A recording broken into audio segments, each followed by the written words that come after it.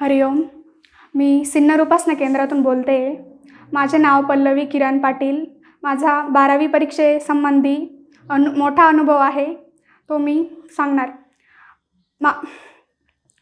जेव्हा मी 12वीला होते तेव्हा माझी मम्मी 11 घंटे जॉबला होती आणि मग 11 घंटे जॉब असताना मला माझा अभ्यास कव्हर करायचा होता. माझं फक्त एकच ध्येय होतं, बाप्पू मला चांगले मार्क्स, चांगले पर्सेंट, चांगल्या टक्क्यांनी मला पास करा.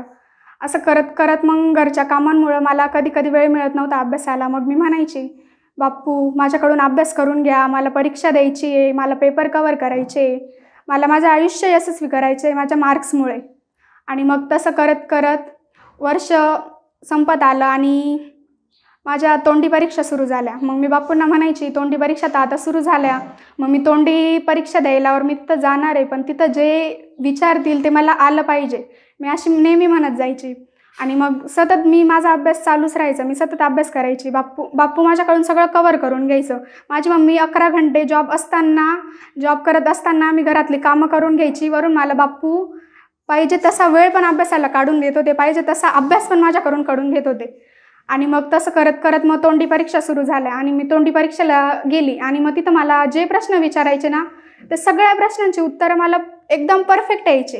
का तर मी बाप्पूंचं नामस्मरण करायचे, मी बाप्पूंचं नाव घेऊन पुढं जायचे.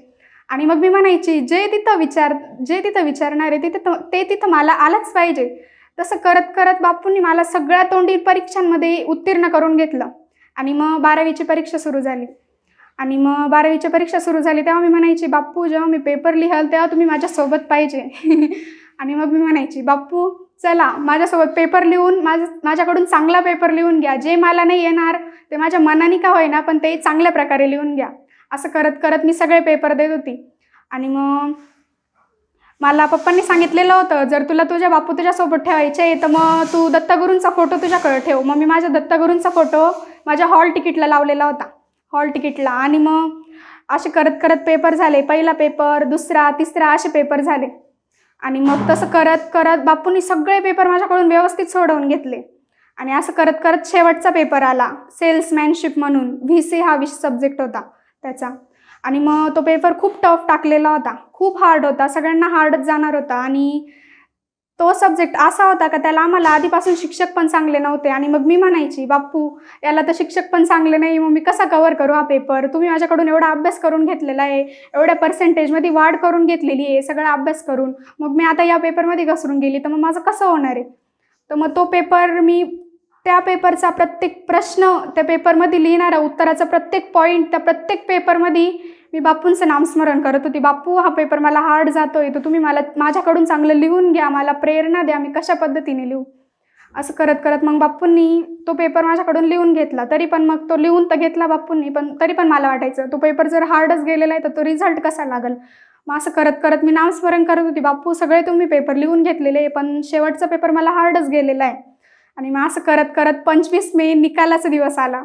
आणि मग मी म्हणायची, आज तर लास्ट पेपर हार्ड गेलेला आहे, माझ्या पर्सेंटेजमध्ये काही वाढ होत नाही, मला मार्क्स कमी पडतील. आणि मग रिझल्ट लागला. प्रत्येक पेपरमध्ये मला 82, 85 असे मार्क्स होते. जो पेपर सगळ्यात हार्ड गेलेला होता त्या पेपरला 91 मार्क्स होते, कारण की मी त्या प्रत्येक उत्तराच्या प्रत्येक पॉईंटला मी बाप्पूंचं नामस्मरण केलेलं होतं, बाप्पूंचं नाव घेतलेलं होतं. तुम्ही आतापर्यंत मला यशस्वी केलं आहे, तुम्हाला मला याच्यात पण यशस्वी करावंच लागेल. बाप्पूंनी मला त्या सब्जेक्टमध्ये VC मार्केटिंग सब्जेक्टमध्ये 91 मार्क्स मिळवून दिले.